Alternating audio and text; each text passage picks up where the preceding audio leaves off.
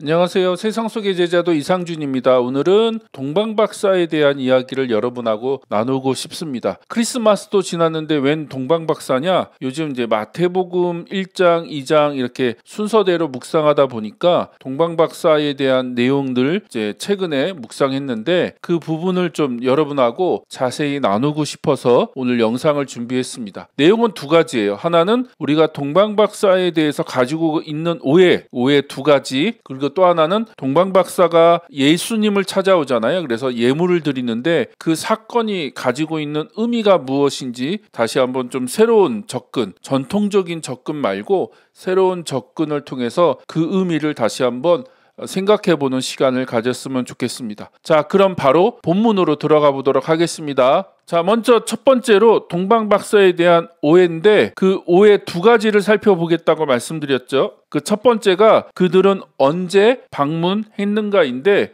자, 많은 사람들이 동방박사 하면 떠올리는 그림이 있죠. 저도 어릴 때부터 이제 교회를 다녔기 때문에 크리스마스가 되면 이렇게 떠올리는 이미지가 있거든요. 그리고 연극도 많이 하고 뭐 그런 것들을 많이 하다 보니까 우리가 이제 이런 그림들을 많이 떠올리게 됩니다.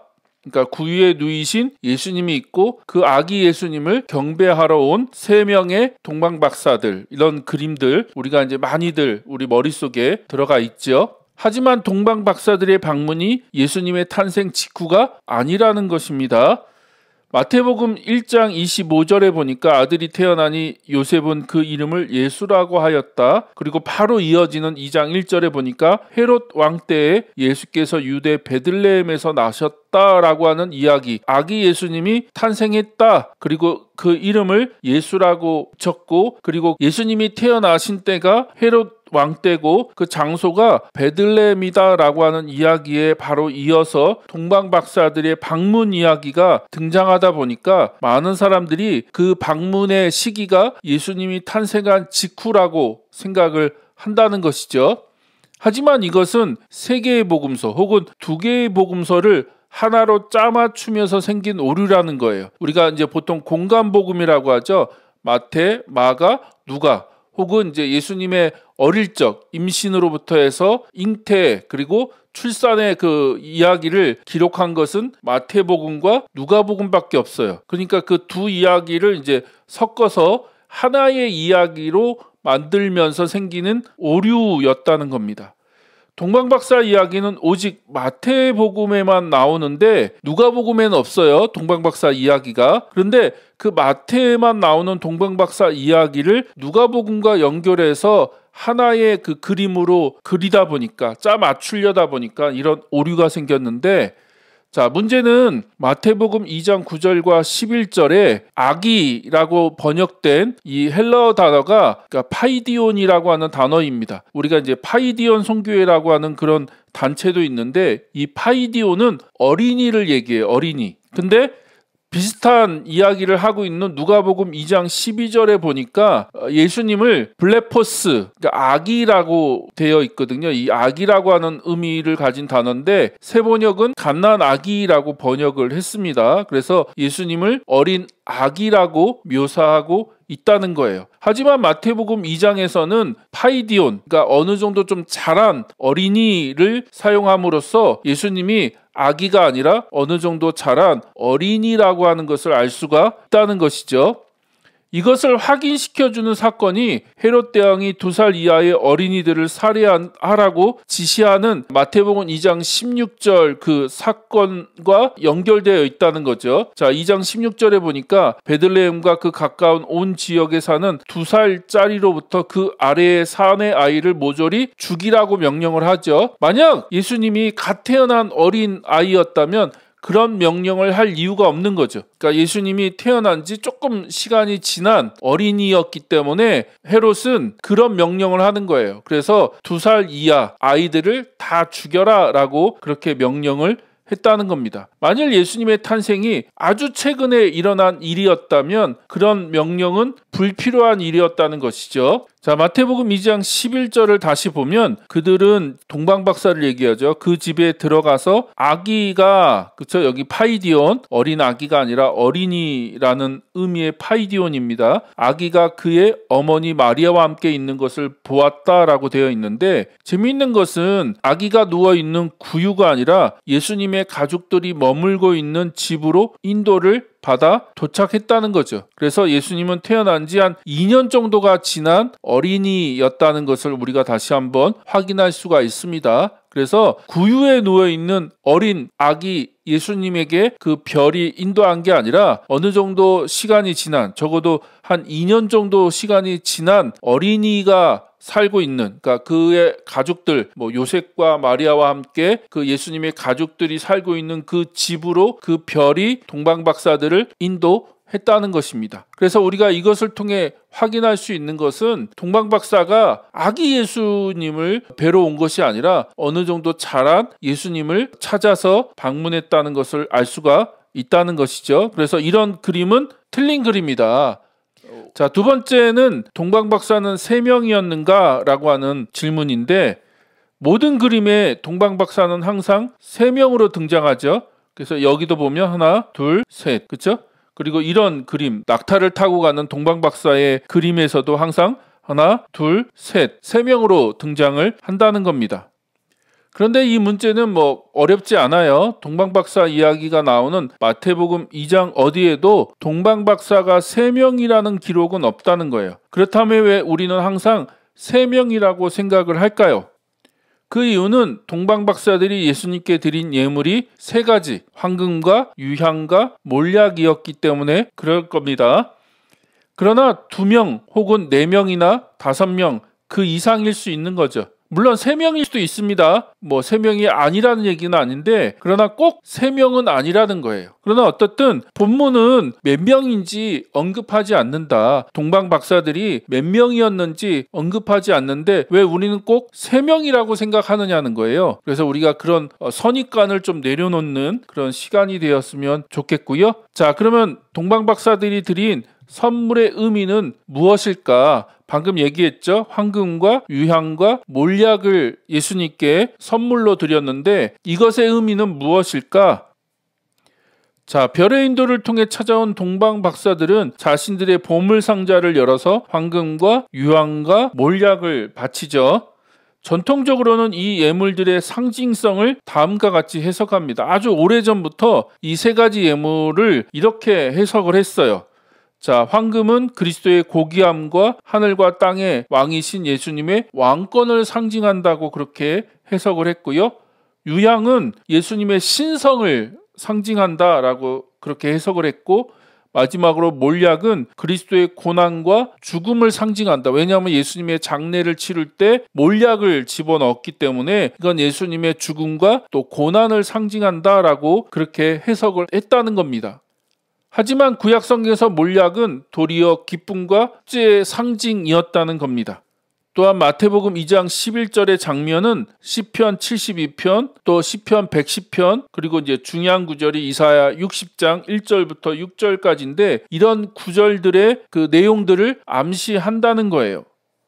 선지자는 이방인들 혹은 열방들이 시온으로 예물을 가지고 올 영광스러운 날을 예견한다는 거예요. 그렇게 이제 비전으로 바라보면서 그날이 되면 하나님이 예루살렘 성을 회복할 것이고 많은 이방들이 그 예루살렘에 있는 그 빛을 보고 그 구원의 빛, 하나님께서 비춰주시는 그 구원의 빛을 보고 그 많은 예물들을 가지고 예루살렘 성으로 찾아올 것이고 몰려올 것이다 라고 하는 놀라운 어떤 비전을 하나님께서 그렇게 약속을 하세요. 자, 이것은 요한계시록 21장 24절 이하에서 성취가 되는데 한번 우리가 직접 본문을 읽어보겠습니다. 먼저 이사야 60장 1절부터 6절까지인데요. 예루살렘아 일어나서 빛을 비추어라. 구원의 빛이 너에게 비추었으며 주님의 영광이 아침 해처럼 너의 위에 떠올랐다. 어둠이 땅을 덮으며 짙은 어둠이 민족들을 덮을 것이다. 그러나 오직 너의 위에는 주님께서 아침 해처럼 떠오르시며 그의 영광이 너의 위에 나타날 것이다. 이방 나라들이 너의 빛을 보고 찾아오고 뭇 왕이 떠오르는 너의 광명을 보고 너에게로 올 것이다. 눈을 들어 사방을 둘러보아라.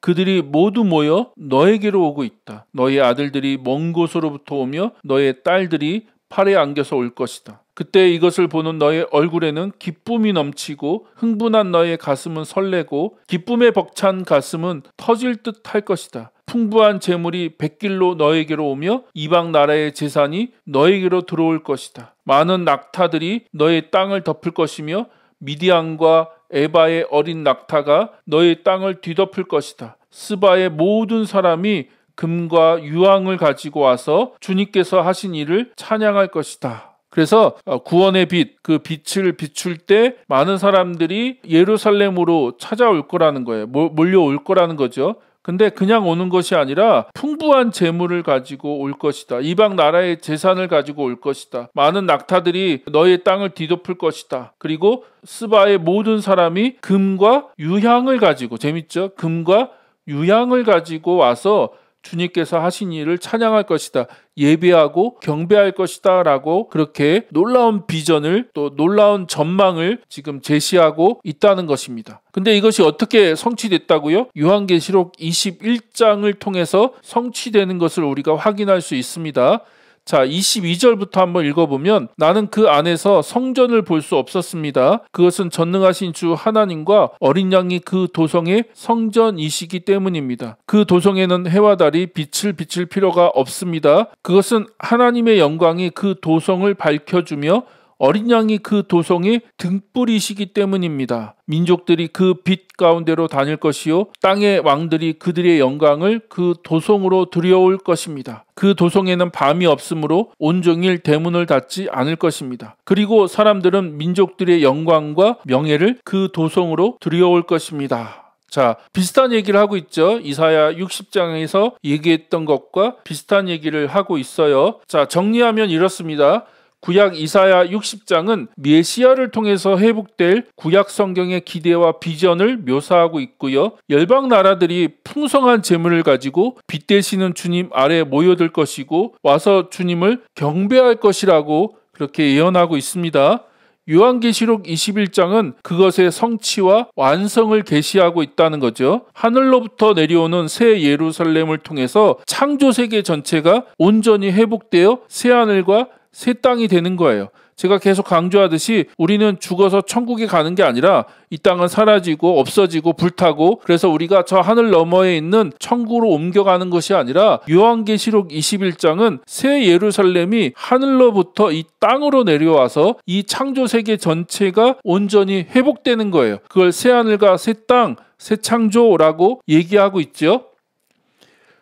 그리고 이제 새 예루살렘에는 성전이 없고 해와 달이 없다는 거예요. 왜냐하면 하나님이 그들의 성전이시고 친히 그들의 등불이 되어주신다. 그러니까 하나님과 어린 양 되신 예수님이 그들의 빛이 되어주신다는 거죠. 그리고 모든 민족들이 그 구원의 빛 아래로 모여들 것인데, 올 때 그냥 오는 것이 아니라 그들의 영광과 명예, 어떤 물질이 될 수도 있고 문화가 될 수도 있고, 또 오늘 동방박사가 예수님께 들고 온 것처럼 어떤 귀한 것들, 값진 것들, 소중한 것들, 명예스러운 것들을 가지고 주님께서 계신 그 도성으로 들어올 것이라는 거예요. 그래서 어떻게 합니까? 그 예수님을 경배하고 찬양하고 하나님을 높여드릴 거라는 거죠. 동방박사 이야기는 이것을 예표해주는 사건이 아니겠느냐. 그들이 별빛을 보고 예수님께로 인도함을 받았던 것처럼 예수님이 빛이 되어주신다. 그리고 많은 이방 나라들이 그 빛을 보고 예수님께로 찾아올 거라는 거예요. 그리고 그냥 오는 것이 아니라 귀한 것들, 값진 것들을 들고 와서 그것을 예수님께 드리고, 그리고 예수님을 경배할 거라는 거죠. 동방박사도 그렇게 하지 않았습니까? 그들이 별빛의 인도함을 받아 예수님께 와서 황금과 유향과 몰약을 드리고 그 예수님을 경배했다고 얘기하고 있습니다. 그래서 마치 이 사건은 예표적으로 보여주는 것이 아닐까라고 우리가 그 이야기를 해석할 수 있다는 것입니다. 그래서 여러분이 이 동방박사 사건을 그런 관점으로 다시 한번 살펴보셨으면 성경을 이해하는 데 큰 도움과 또 유익한 관점을 제시할 수 있다고 생각합니다. 예, 짧은 이야기 시청해 주셔서 감사하고 계속해서 하나님 나라 관점으로 성경을 해석하고 또 살펴보는 것에 더욱더 힘쓰도록 하겠습니다. 시청해 주셔서 감사합니다.